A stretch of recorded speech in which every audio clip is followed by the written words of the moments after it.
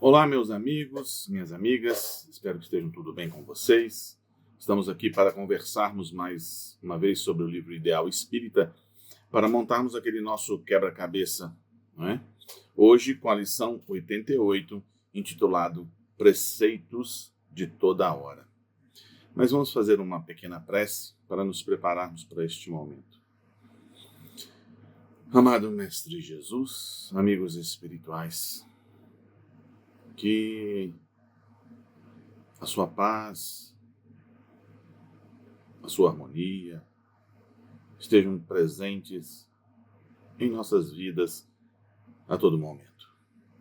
Que, acima de tudo, possamos captar, entrar em sintonia contigo e com seus representantes aqui na Terra, hoje e sempre.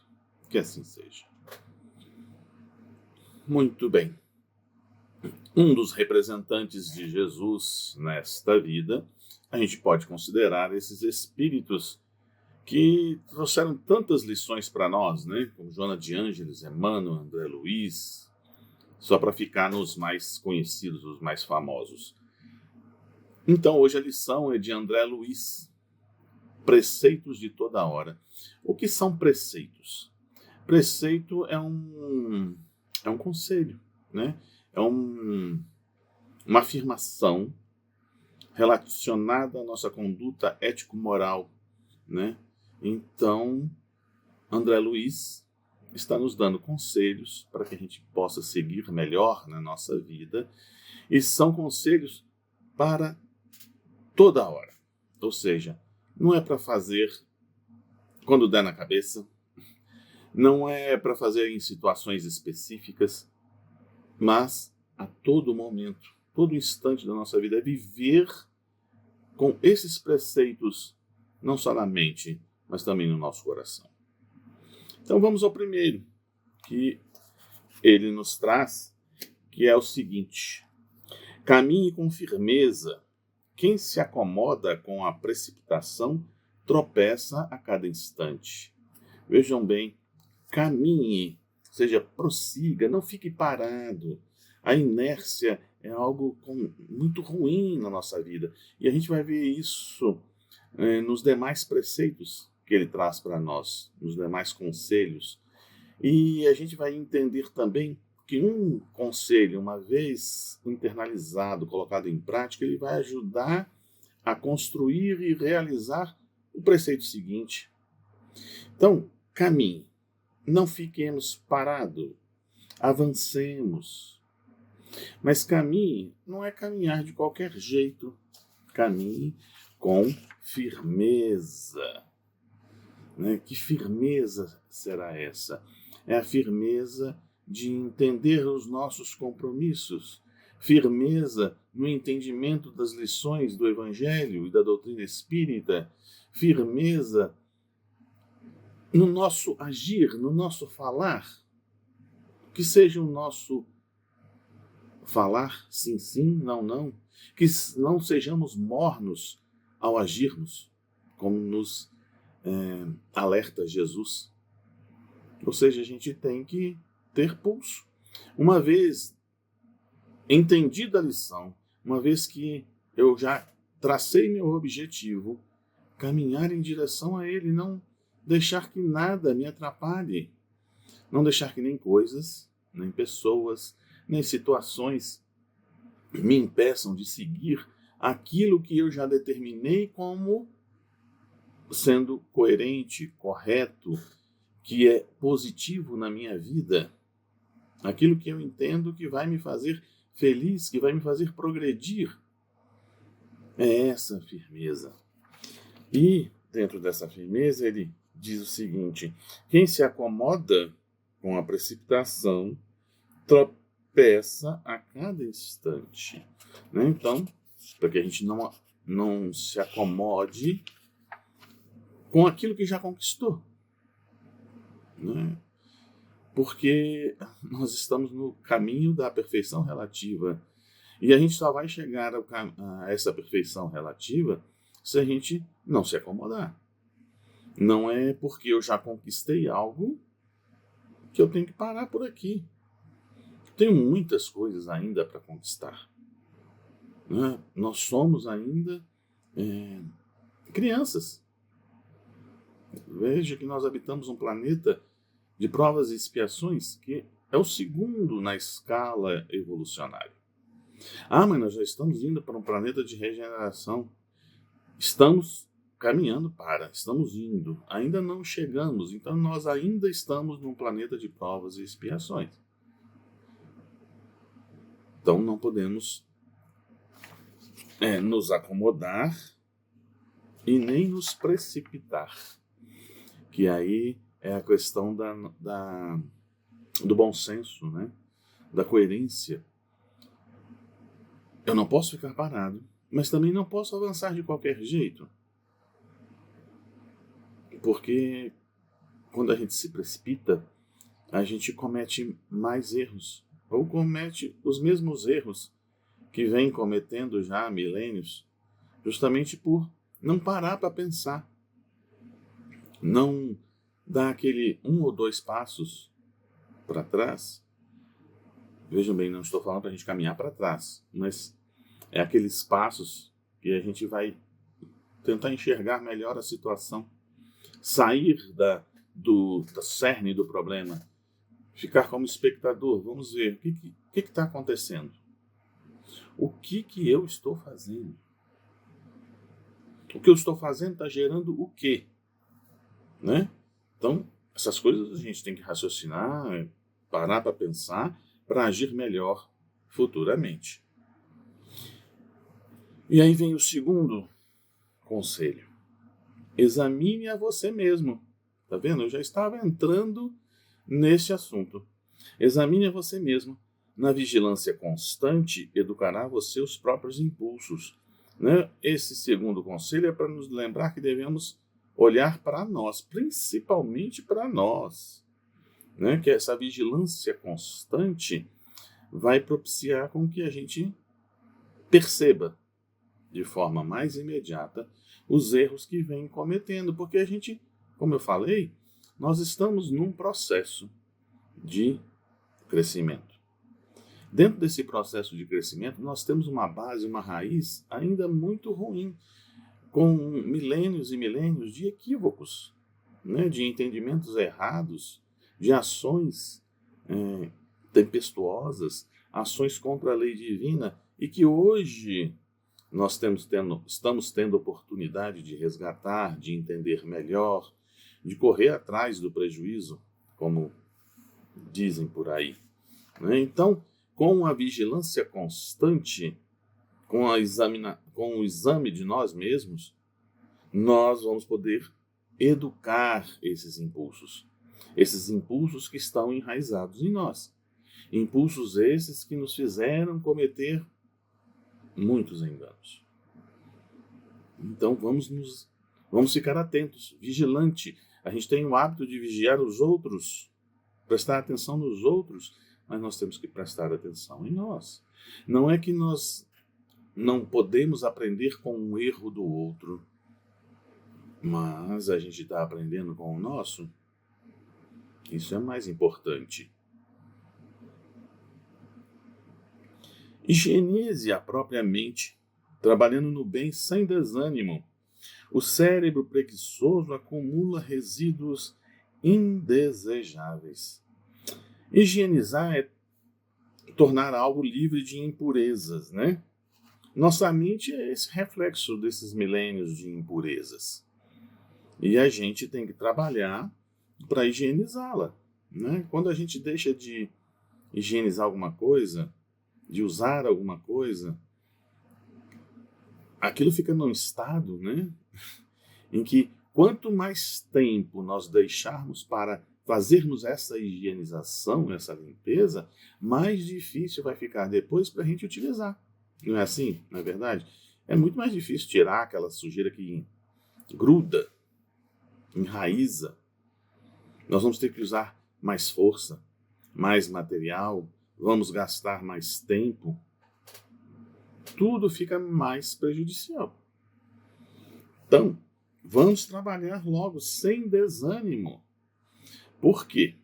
né? Muitos podem pensar, mas eu já estou nessa situação. Já está difícil de limpar. Mas se a gente parar, não só aquela sujeira anterior não vai sair, como nós vamos acumular outras. Então não podemos desanimar. Porque o cérebro, assim como as coisas, acumulam resíduos indesejáveis. A preguiça é um resíduo indesejável. A vaidade, o orgulho, a avareza, a incompreensão, a impaciência, a soberba, ciúme, tudo isso contribui para que o nosso cérebro, o nosso corpo, adoeça. Porque a falta de higienização traz a doença, até mesmo fisicamente falando. Fica sem tomar banho, fica sem se movimentar. Isso tudo vai trazer problemas para nós. Imagine, moralmente falando, o que não acontece na nossa mente. Ele continua, André Luiz. Escute seu irmão sem reproches. A caridade real começa na atenção generosa e amiga. O reproche está ligado à ação de repreender alguém. Uma vez que eu estou repreendendo alguém, eu já não estou concordando com ele, não estou aceitando. Então, se eu já começo uma escutatória com reproche, eu com certeza, eu estou, se não eliminando, dificultando enormemente a minha escutatória, o meu entendimento do que levou aquele nosso irmão, irmã, a fazer determinada coisa, que eu considero errada. Pode até estar escrito lá no Evangelho que não devemos fazer X coisa e aquela pessoa fez X coisa. Mas eu estou longe de saber o que levou aquela criatura a fazer isso. O que mais está envolvido nessa ação que ela cometeu? Quantas pessoas, tanto encarnadas quanto desencarnadas, a desencaminharam ou estão contribuindo para que aquilo aconteça? É muita coisa que a gente não tem controle e nem notícia para sairmos julgando e condenando as pessoas. O nosso objetivo é ouvir, escutar e fazer o máximo que nós pudermos para auxiliar. Porque quando a gente entra nessa do reproche, a gente não está eliminando a escutatória só com o encarnado, mas também com o desencarnado. Porque nós ali naquele momento poderíamos ser a ponte da espiritualidade para com aquele irmão. Poderíamos ser a ponte de intuição que ele, que está nos contando o fato, não está conseguindo perceber, porque os amigos espirituais não estão conseguindo influenciá-lo, orientá-lo. E a gente está ali, naquele momento, na frente dele, podendo ouvir os amigos espirituais e transmitir aquilo que ele necessita, que ele precisa. E aí a gente bloqueia. A gente está bloqueando tanto o encarnado quanto o desencarnado, né? E aí não poderemos executar a caridade real, como está sendo dito aqui por André Luiz. A gente também, dentro deste equívoco do reproche, a gente não pode esquecer que nós, na nossa imperfeição, continuamos cometendo erros. Nós já cometemos vários erros. E será que os erros que nós cometemos lá no passado não foram tão ruins ou até piores do que esse que nós estamos ouvindo? E será que a gente não recebeu nenhuma ajuda? Como é que nós chegamos aqui? Como é que nós estamos nessa situação hoje se não tivermos tido ajuda? Será que não? Será que todos que nos ouviram com um ar de reproche?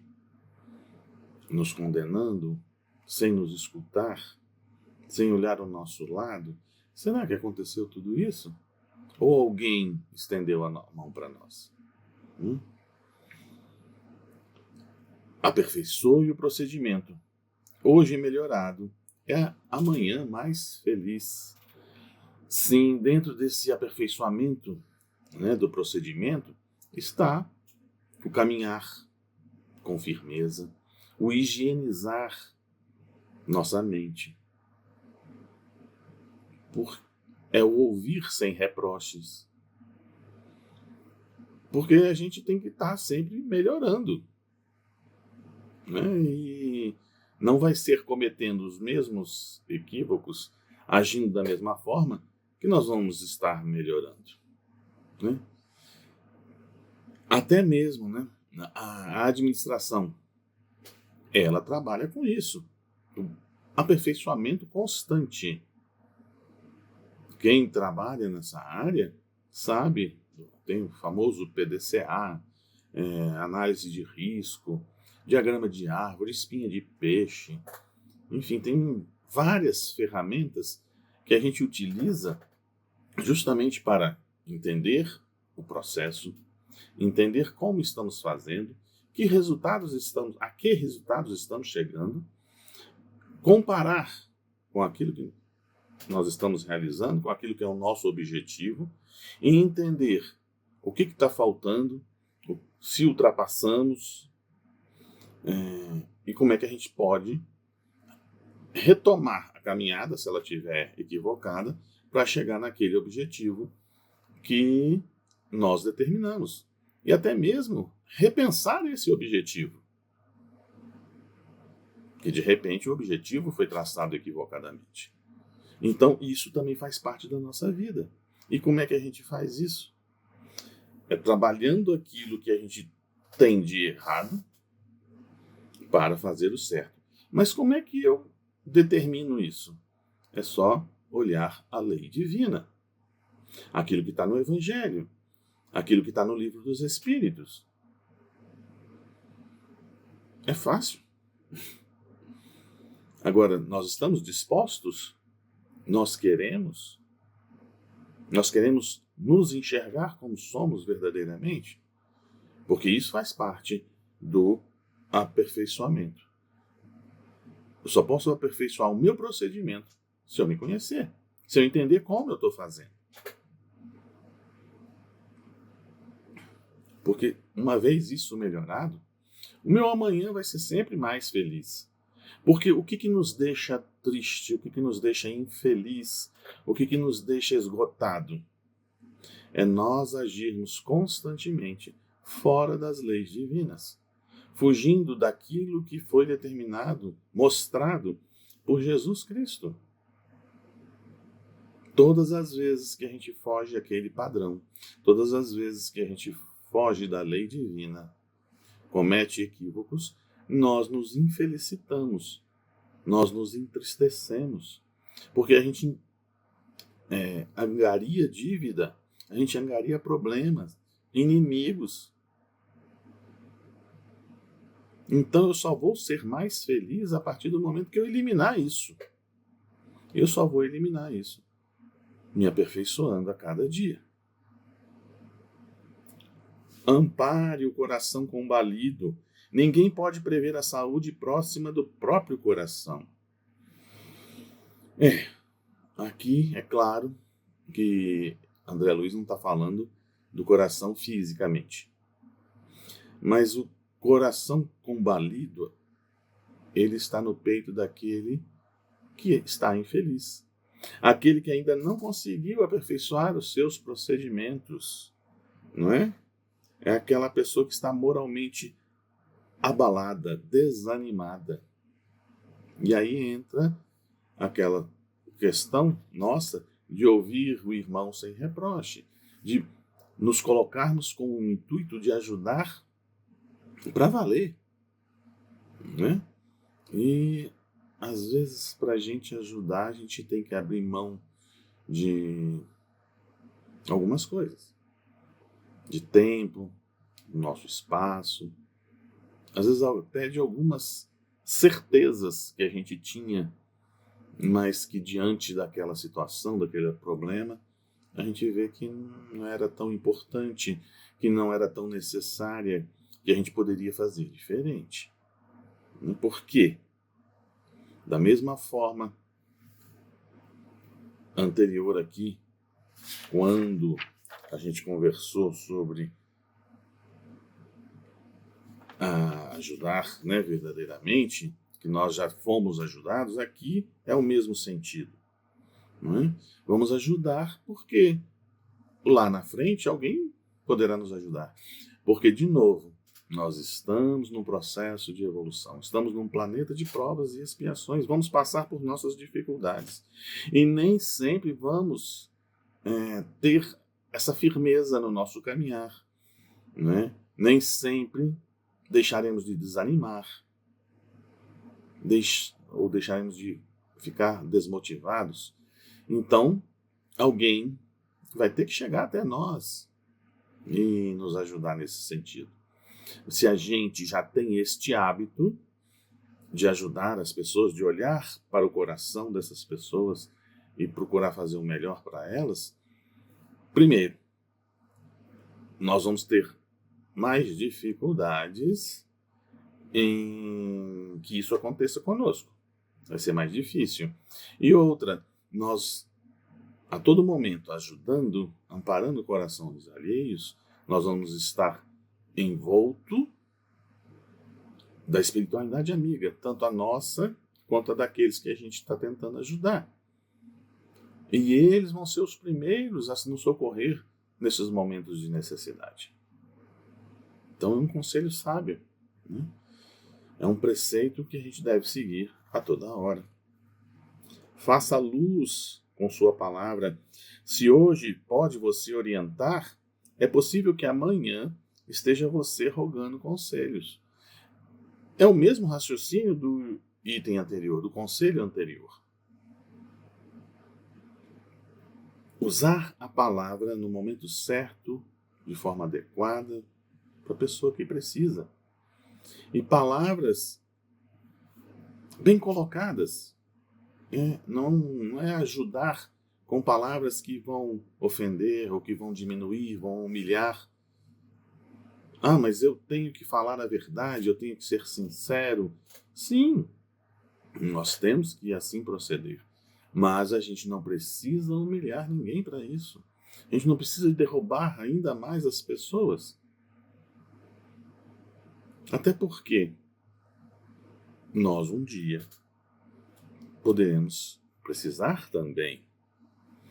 As palavras que a gente utiliza têm que vir recheadas de harmonia, de paz, de amor, de fraternidade, para que a gente possa até ser ouvido. Porque se a gente chega agredindo, ofendendo, com o intuito de ajudar, falando a verdade, aquela pessoa vai ouvir a gente com reproche, vai ficar surda para aquilo que nós estamos falando e não vamos chegar a lugar algum. Não vamos conseguir a ajuda que a gente queria tanto, não é verdade? Então, temos que pensar nisso. Vamos aqui para o próximo. Sofra com paciência e serenidade. No braseiro da revolta, ninguém consegue aproveitar a dor. Difícil de seguir esse conselho, não é mesmo?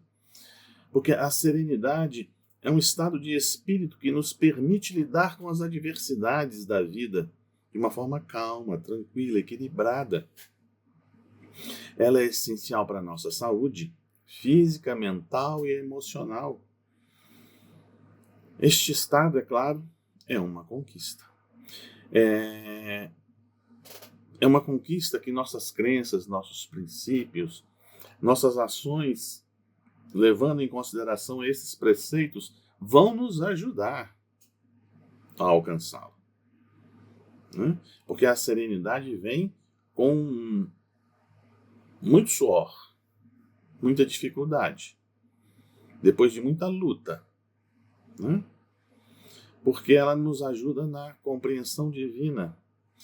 E a gente só começa a ter serenidade quando a gente também já começa a ter a compreensão das leis divinas.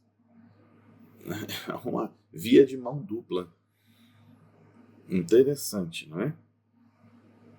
Mas ela virá quando a gente deixar de ser orgulhoso, vaidoso. Ou seja, quando a gente estiver deixando de lutar contra os preceitos que Jesus já nos traçou.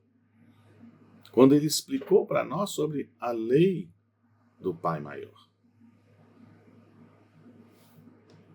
Vamos ver o que Joana de Ângeles fala para nós no livro Momentos de Saúde, no capítulo 16, sobre a serenidade. É pedra angular das edificações morais e espirituais da criatura humana, sem a qual muito difíceis se tornam as realizações. Resulta de uma conduta correta e uma consciência equânime que proporcionam a visão real dos acontecimentos, bem como facultam a identificação dos objetivos da vida, que merecem os valiosos investimentos da existência corporal. Esse parágrafo, né? Ele já daria uma outra palestra, não é verdade? Pedra angular, ou seja, aquilo que dá sustentação nas edificações morais e espirituais. Né? Nossa! Sem esta serenidade, se torna muito mais difíceis as nossas realizações. Vai ser muito mais difícil seguir esses preceitos. Melhore o vocabulário. Há palavras que excessivamente repetidas perdem a significação que lhes é própria. É um complemento daquele outro preceito onde fazer luz com as nossas palavras, né? Porque é usar a palavra certa no momento certo, de forma correta, que é outro grande desafio. E que sem a serenidade, a gente vai ter dificuldade de conseguir. Porque sem a serenidade, a gente sai falando sem o raciocínio adequado, a gente fala a primeira coisa que vem à nossa mente, a gente fala sem pensar no outro, a gente fala recheado com os nossos reproches, e aí não vai dar certo. Nós vamos arrumar mais encrenca do que soluções. Cultive a simplicidade, embora não pareça, o universo é um importante conjunto de leis claras e coisas simples. Eu costumo falar isso, as pessoas ficam me olhando com uma cara esquisita. Eu falo que a lei de Deus é simples. Ela só é difícil de a gente conseguir colocar em prática. Mas, como diz, né, aquela música, as lições eu já sei de cor. Eu tenho que agora praticar. Eu ouvi essa música hoje. Não tem uma coisa mais simples do que a cada um segundo suas obras. Faça da sua parte que o céu te ajudará. A cada ação corresponde uma reação. Isso é muito simples de entender. A gente tem que começar a praticar. Sirva sempre. O tédio é o salário de quem vive reclamando o serviço dos outros. Jesus deixou de servir em algum momento em que ele esteve aqui conosco? Não. A espiritualidade amiga nos mostra que o trabalho é a alegria de viver. André Luiz, nos seus livros, mostra os mentores espirituais trabalhando dioturnamente para o benefício de todos, para o benefício de muitos. Então, cabe a nós seguir o mesmo rumo. Mas tem pessoas que reclamam, tem pessoas que não querem fazer nada, tem pessoas que só ficam apontando. O problema são dessas outras pessoas. Nós temos que fazer aquilo que entendemos que seja o correto. E o correto é servir, porque é no serviço, é no trabalho que a gente aprende, que a gente resgata, que a gente faz com que a nossa fala seja sem reproches, faz com que as nossas palavras se façam em luz, que a gente melhore o nosso vocabulário, a gente adquire a serenidade, a gente caminha com firmeza, a gente higieniza a nossa mente. Improvise o bem onde você estiver. A sombra do mal é assim como o detrito que invade tudo, quando a limpeza está ausente. Não é? É a continuação do sirva sempre. Improvisar para agir no bem. Porque quando a gente para, é aquela a questão da higienização, né? O lodo avança, a poeira toma conta. É assim nos lugares que a gente vê abandonado. Então, no final das contas, né, o servir sempre, improvisando nossas ações sempre para o bem, nós vamos conseguir fazer todos esses preceitos que André Luiz está nos recomendando. Né?